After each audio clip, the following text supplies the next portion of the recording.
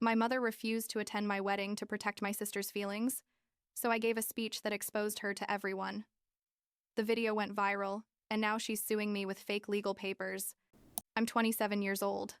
I work in digital marketing, and I know this is going to sound absolutely insane, but I need to tell it because I basically just cut contact with my mother after my wedding, and half my family thinks I'm a monster and the other half is on my side.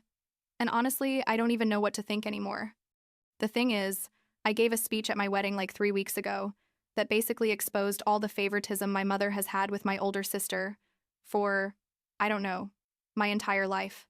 And the video went viral on TikTok, and now my mother says I ruined her. But the truth is, she didn't even come to my wedding. So what is she really complaining about? I guess I should start at the beginning, so this makes sense. I grew up with my mom, Nancy, who's 57 now and is a hairstylist, has her own salon and everything, and my older sister, Hazel, who's 29. My dad left when I was like 5, so it was basically the two of them and me. Since I was little. And when I say since I was little, I mean since I can remember, it was always obvious that Hazel was the favorite. It wasn't subtle, you know? It was super in your face all the time. Hazel would get a C in math and my mom would take her out to dinner to celebrate. I'd get an A and my mom would say, "Oh, that's good, honey," and keep watching TV. Hazel wanted piano lessons. My mom would sell stuff at garage sales to pay for the lessons. I wanted to join the track team at school. My mom said there was no money for uniforms. Like that, all the time, for years. It wasn't that my mom was cruel to me or anything. Don't get me wrong. She fed me, and I had clothes and a roof. But emotionally, it was like Hazel was her real daughter, and I was, I don't know, a niece who lived there or something. I remember perfectly when Hazel graduated high school. My mom threw her this huge party, invited 50 people, rented a hall and everything.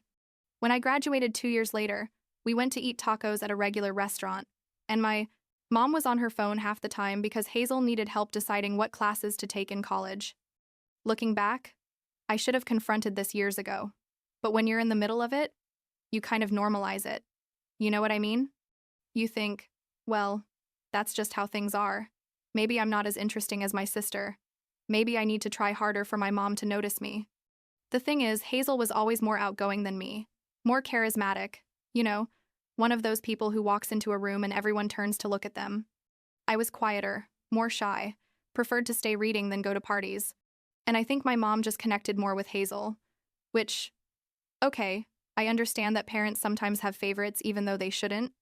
But one thing is having a favorite in secret and another thing is being so obvious about it that even the neighbors noticed. Literally. The lady next door once told me, "Your mom really loves your sister, doesn't she?" And I was 14 and just stood there, not knowing what to say. So anyway, the years passed. I went to college, paying for it myself with scholarships and working, while my mom helped Hazel with tuition. I met my now husband Thomas when I was 23. We moved in together at 25, and I basically built my life kind of apart from my family. I still saw my mom and Hazel, obviously, at Christmas and birthdays and stuff, but we weren't super close. And honestly, it didn't bother me that much anymore. I had learned to live with it. I had my own life, my own circle. I was fine. Then a year and a half ago, Hazel met a guy. They got engaged super fast, 4 months of dating, and announced they were getting married in April of this year. My mom went crazy with excitement, literally couldn't talk about anything else, started helping Hazel with all the plans. They went together to look at venues for the reception, to try cakes, to pick flowers, everything. I went with them a couple times because Hazel invited me, and I'm not gonna lie. It looked nice seeing them so excited together, although part of me thought, yeah, right, when I get married it's gonna be like this, but whatever. Hazel's wedding was in April.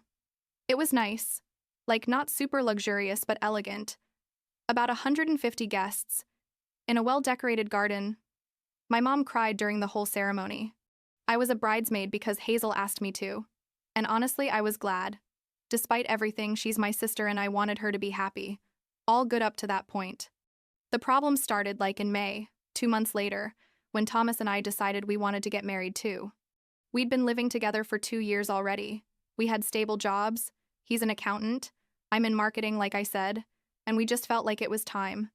I suggested to my mom that we meet for lunch to tell her, and when I told her, her first reaction, and I swear this is verbatim, was, "Oh, honey, how exciting. But don't you think it's too soon? We just had Hazel's wedding. I don't want people to think you're competing or something." I froze. Like I literally stayed there with my fork in my hand, not knowing what to say. I told her, "Mom, we're not competing. We just want to get married. We've been together 2 years." And she said, "Yeah, I know, honey. But it's just that it was only 2 months ago your sister's wedding. People are still talking about that. If you get married now, it's going to overshadow her moment." I asked her, "And when could we get married then, according to you?" And she told me, "I don't know. Maybe wait for more time to pass. Let's say next year." I left that lunch feeling like someone had kicked me in the stomach. Thomas was waiting for me in the car, and when he saw my face, he asked what happened. And when I told him, he got so angry, he said he wanted to go talk to my mom right then and there. But I asked him not to just leave it, that maybe she was right and we should wait. But Thomas told me, "Laura, you're 27 years old. You've been waiting your whole life for your mom to really see you. Are you going to keep putting your life on hold to please her?" And that hit me hard, because he was right, you know? Like it opened my eyes suddenly. So we decided we were getting married anyway. We picked October of this year, like 5 months after my conversation with my mom, 6 months after Hazel's wedding. I told my mom like 2 weeks later, sent her a message saying, "Mom, we decided we're getting married in October. I hope you can come." She called me like 5 minutes later. You know, super worked up, saying how could I not have listened to her? What would Hazel think? That this was going to ruin Hazel's year, because it would seem like I was copying her. I told her, "Mom, I'm not copying her. I just want to marry the man I love. Doesn't that make you happy?" And she said, "Of course it makes me happy, honey. But the timing is really bad. I can't believe you're being so selfish." Selfish. That word hurt so much. I literally felt like I'd been slapped. I told her, "You know what, Mom? We're having the wedding anyway, with or without you." And I hung up. Weeks passed, and I kept waiting for my mom to reconsider, to call me and say, "Sorry, honey. Obviously, I'm going to come to your wedding." What nonsense I was saying. But it didn't happen. Instead, she sent me super passive-aggressive messages like, "I hope you're considering your sister's feelings," or, "If you really cared about the family, you'd wait a bit longer." And Hazel got involved too. She called me one day and told me I was being immature. Why couldn't I wait 1 more year so her wedding could have its own space? That I was making her look bad in front of her husband and his family. I swear I felt like I was living in an alternate dimension. I told Hazel. I literally told her, "Do you really think my wedding has anything to do with you?" And she said, "It's just that Mom says it does, that people are going to compare and say I wanted to compete with her." I answered her, "Hazel, I've lived in your shadow my entire life. Literally my entire life. And now that I finally want to have my own moment, you want to take that away too? Really?" And she hung up. I tried to talk to my mom again like in July. I proposed that if it bothered her so much that the wedding was big, we could do something small, like just close family and intimate friends, maybe 30 people instead of the 80 we had originally planned. I went to her house, sat in her living room, the same living room where I'd spent my entire childhood waiting for her to pay attention to me, and I told her, "Mom, please, I really want you at my wedding. What can I do for you to come?" And she looked at me, and I swear the expression on her face was like pity. But not pity for me, but like, I don't know, like I was asking her for something ridiculous. And she told me, "Laura, I already told you what I think. If you decide to have this wedding anyway, I can't go because I don't want to be part of something that's going to hurt your sister." I stood up and left. I didn't yell. I didn't cry in front of her. I just stood up and left. I cried the whole way back to my house, called Thomas and told him my mom was definitely not coming, and he just hugged me and told me, "Then let's have an amazing wedding anyway and show her we don't need her to be happy." And that's what we did. We went ahead with the plans, sent out the invitations, hired a wedding coordinator with the money I'd saved, picked the menu, the flowers, everything. It was weird doing it without my mom. I'm not gonna lie. All brides look at wedding dresses with their moms, plan together, cry together, and I didn't have any of that. My mother-in-law tried to fill that void. She went with me to look at dresses and was super sweet, But it wasn't the same. You know? It wasn't my mom. The date arrived. October 14th. The day was nice. It was sunny but not too hot. The venue looked beautiful. We'd rented an events hall with a garden. Everything was decorated with white flowers and hanging lights. My friends helped me get ready. The dress fit perfectly. My makeup looked good. But when I looked at myself in the mirror before going out, all I could think was, my mom isn't here. My mom chose not to be here. The ceremony was beautiful. Thomas cried when he saw me walk toward him. We read our vows, we kissed. People applauded. All perfect. The reception started, we danced, we ate, we took photos. And then came the moment for speeches. Thomas's dad spoke first, said nice things about us. My best friend spoke after, told funny anecdotes. And then it was my turn. I had written a speech with Thomas the nights before. We had talked a lot about whether or not I should mention my mom, whether I should ignore the elephant in the room or confront it head-on. Thomas told me it was my decision, that he'd support me either way, but that if I felt I needed to say something, this was the moment. So I wrote the speech, read it, like 50 times, changed it again, until I felt it said exactly what I needed to say. I stood up with the microphone in my hand. My hands were literally shaking, like I could see the microphone moving. And I started talking about Thomas, about how we met, about why I loved him. Normal wedding speech stuff. Then I thanked people for coming, mentioned my friends, my aunts and uncles who traveled from another state, Thomas's family. And then I said, and I also want to thank the people who couldn't be here today. And the room went silent, because everyone knew my mom hadn't come. It wasn't a secret. I continued. I said, my mom Nancy decided not to come today because she felt my wedding was going to overshadow my sister Hazel's wedding that was 6 months ago, and I want you to know that I understand. I understand that for my mom it's always been easier to prioritize Hazel over me. It's been like that my whole life, and it'll probably always be like that. I said, when I was 8 years old and Hazel was 10. She won a drawing contest at school and my mom invited the whole family to dinner to celebrate. When I won the same contest 2 years later, my mom told me well done and kept making dinner. And when Hazel graduated from college, my mom paid for a trip to Europe for her. When I graduated, she gave me $50 and a card. And now, at my wedding, the day that's supposed to be the most important day of my life, my mom decided that my sister's feelings are more important than being here with me. People were uncomfortable. I could see shocked faces, some looking at their plates, others staring at me wide-eyed. But I continued. I said, and I want to thank my mom. Because by not coming today, she gave me the best gift she could give me. She freed me. She showed me clearly that I'm never going to be enough for her. And now I can stop trying. I can stop waiting for her to really see me someday. So thank you, Mom, for not coming, for making me stronger, for teaching me that the family you choose is more important than the family you got.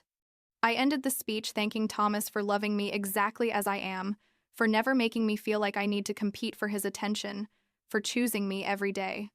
People applauded, some were crying. Several came up to me afterward to hug me and tell me I was very brave. But honestly, in that moment, I just felt a knot in my stomach, like adrenaline mixed with fear, thinking, did I really just do that? Someone recorded the speech. I don't know who it was, but someone recorded it and uploaded it to TikTok.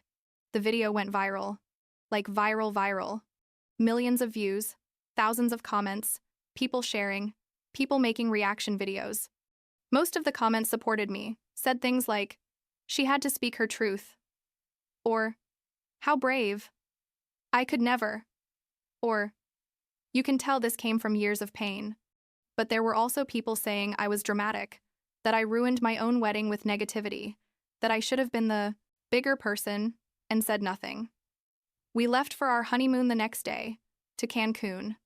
5 days at an all-inclusive resort, trying to disconnect from everything.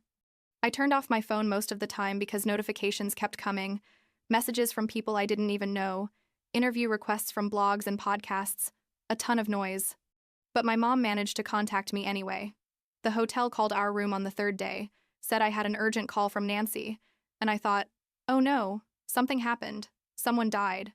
So I answered.